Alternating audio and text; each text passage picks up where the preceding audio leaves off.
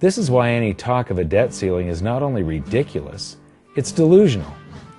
The system is designed to require ever-increasing levels of debt just to continue. And that's why politicians will always kick the can down the road and raise this so-called debt ceiling over and over again until the whole system finally collapses under its own weight. In other words, they don't want it to collapse on their watch. The Founding Fathers of the United States knew the dangers of central banking and fought to free themselves from this very thing. The Revolutionary War started out as a tax revolt, but now we must pay tax just to have a monetary system. Having just suffered through the hyperinflation of the continental dollar, which was printed into oblivion to finance the Revolutionary War, they understood the dangers of fiat currency and debt-based monetary systems. So to protect future generations from institutional theft and out-of-control government, they wrote into the Constitution that only gold and silver can be money for the simple fact that you can't print them. Our current system is not only unconstitutional, but it robs us of the liberty and prosperity our forefathers fought and died for. We are all feeling the effects of ignoring the Constitution right now. By forcing more currency into circulation, our purchasing power is diluted. Inflation is a slow and insidious stealth tax that is simply the result of this debt-based monetary system. This system empowers and benefits those who create the currency and receive it first, as they get to spend it into circulation before it has an effect on the economy. They're stealing purchasing power from you and transferring it to the banks and the government every hour of every day because of this false monetary system. And it's not like the people at the top don't know this. To quote the Federal Reserve, the decrease in purchasing power incurred by the holders of money due to inflation imparts gains to the issuers of money. This is a fraud. It is a pyramid scheme, it is a Ponzi scheme, it's a scam, and it's a lie. Our entire monetary system is nothing but a form of legalized theft. But here's the biggest con job of them all. The Federal Reserve is not federal, it has stockholders. There is no federal agency that has stockholders. What's a stockholder? A share of stock represents a percentage of ownership in a corporation. So the stockholders are the owners of that corporation. Therefore, the Federal Reserve is a private corporation with owners. And you can see it for yourself if you go to the Federal Reserve's website, and it will say, the stockholders receive an annual dividend of 6%. Now we know that the stock in the Federal Reserve was originally issued to the largest banks in the United States. But because of mergers and acquisitions through the years, you can't actually trace who owns the stock in the Federal Reserve. That's a very closely guarded secret. My guess would be that the owners are those primary dealers, the banks that get to make a profit by selling part of our national debt, those bonds, to the Federal Reserve, who buys them with a check from nothing. Then we pay tax to pay the principal and the interest on those bonds so that the Federal Reserve can pay the banks a 6% dividend. Don't be alarmed if you don't quite comprehend the deception of this system at first glance. Very few people do. It is purposely complex. The economist John Maynard Keynes once wrote, "By this means, government may secretly and unobserved confiscate the wealth of the people, and not one man in a million will detect the theft."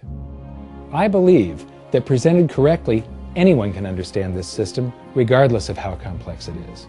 So let's do a recap and break it down even more.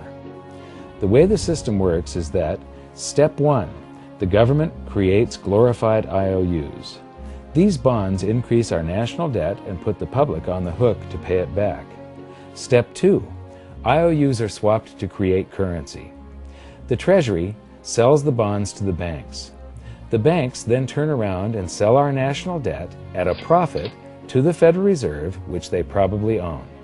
The Federal Reserve then opens its checkbook that doesn't have a penny in it and buys those IOUs with IOUs that it writes, checks, on a checking account that has a zero balance.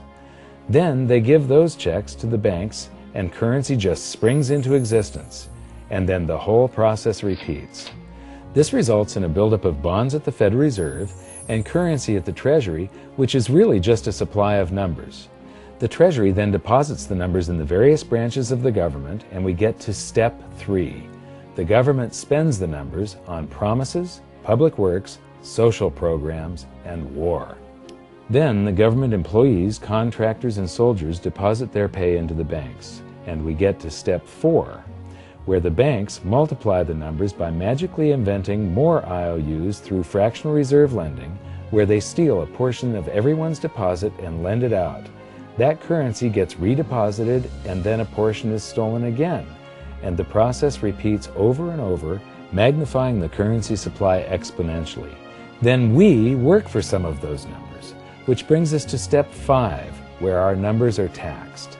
We pay tax to the IRS, who then turns our numbers over to the Treasury, so the Treasury can pay the principal plus the interest on bonds that were purchased by the Federal Reserve with a check from nothing. Then we get to step 6, the debt ceiling delusion. The system is designed to require ever-increasing levels of debt and will eventually collapse under its own weight because politicians always kick the can down the road. They don't want it to collapse on their watch. And finally, step 7, the secret owners take their cut. The world's largest banks own the Federal Reserve. Those banks make a profit selling our national debt to the Fed. They make a profit when the Fed pays them interest on the reserves held at the Fed, and the Fed pays them a 6% dividend on their ownership of the Fed. This system is fundamentally evil. It funnels wealth from the working population to the government and the banking sector. It is the cause of the artificial booms and busts of modern economies, and it causes great disparity of wealth between the rich and the working class. And it is only possible because we no longer use real money, we use currency. But worst of all, it is a form of enslavement. Bond is the root word of bondage. Whenever a government issues a bond, it is a promise to make us pay tax in the future. Nobody asked you if you wanted to pay tax today for the prosperity we all enjoyed in the last century. Nobody is asking our children if they want to work hard in the future to pay for the prosperity we're enjoying now.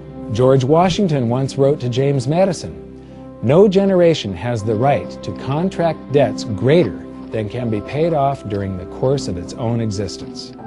By stealing prosperity from tomorrow so we can spend it today, we enslave ourselves and future generations.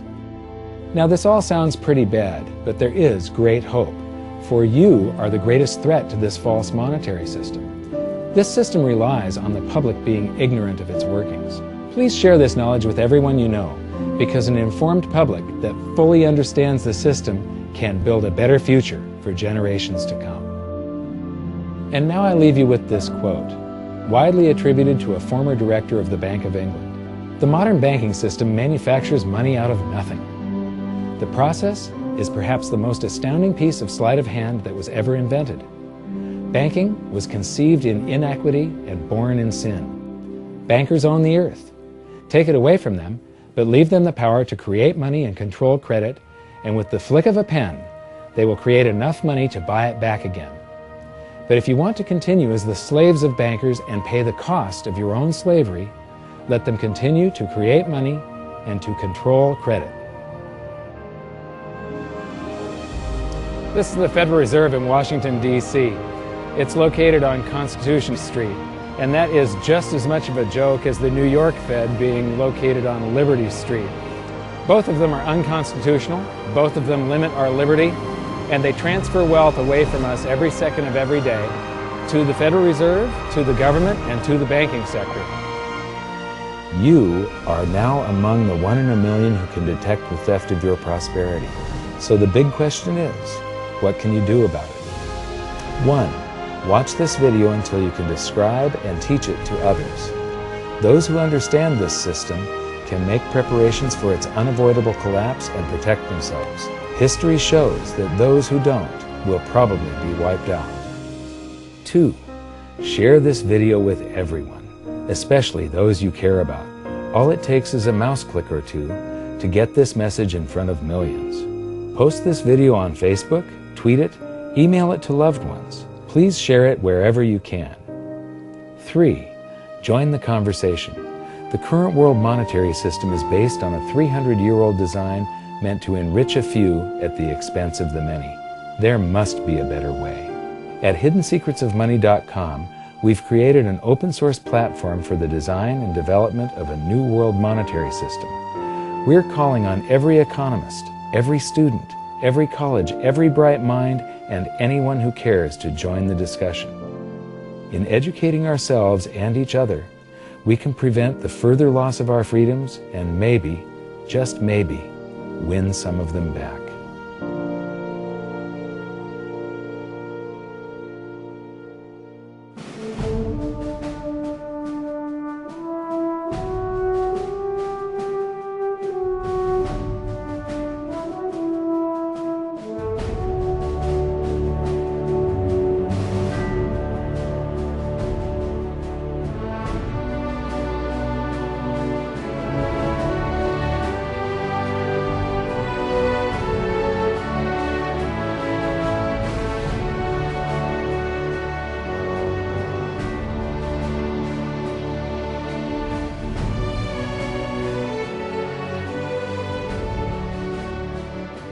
I think your episode 4 is very beneficial, very helpful. It's going to introduce these ideas to a lot of people, and like I've just been talking about, we have to change people's mind, and the more they understand it, the better. And I think we're at this point now where more people in the last several years, 4 or 5 years, have thought about the Fed than they ever have in the previous 95 years. So I think an explanation and diagrams to show it is very helpful, because quite frankly, they're not going to get it in their grade school. They're not going to get it in their high schools. They're not going to get it in college unless they're in a very rare circumstance to understand how this works. You know, for years before I got involved in really studying gold and some of the things I write and talk about today, I was a monetary economist for decades. You know, in your video, you talk about the primary dealers. I was chief counsel and chief credit officer, one of the largest primary dealers for 10 years. So I had an inside seat on the Treasury market and have the privilege of working with several former vice chairmen of the Board of Governors, Manley Johnson and David Mullins, going back to the 80s and 90s. So I'm very immersed in what you were talking about. And I thought it was extremely accurate, extremely clear. I didn't think you were stretching on any points. It was really like something out of a PhD course, except that it was very easy to understand. I think it's accessible. I think we're seeing a little bit of a revolution in communications in the following sense. You know, as you point out, the Fed was created in 1913. Well, in 1913, there was no web, there was no YouTube, no Twitter. There was really no one to kind of stand up and oppose the Fed or call them out, if you will, or really get into a discussion that everyday Americans could follow. That's not true now with social media and everything else. You can reach out to millions and tens of millions of people and tell them what's going on. I think you've done that. You've done it successfully. I applaud it. I think this is a great video. I look forward to seeing it again. I know millions of people will enjoy it. Well, as we know, the Federal Reserve believes it can create money out of thin air, not realize money is supposed to represent real products and services. And what people don't realize is when the Fed does that, in effect, as Keynes pointed out, it's a form of taxation. It's a form of confiscation. And because people don't see it, the politicos get away with it, but it also undermines social trust. It just is corrosive throughout society. We're going to have a lot of turmoil in the coming years, but it's going to be the kind of turmoil that leads to positive things. So don't despair. Get out there and fight, because the tide is going to turn. This is going to be the status last stand. Thank you. This episode of Mike Maloney's Hidden Secrets of Money was brought to you by GoldSilver.com and the new Silver Pegasus Round. To learn how to protect your family and turn the coming economic storms into opportunity, visit GoldSilver.com.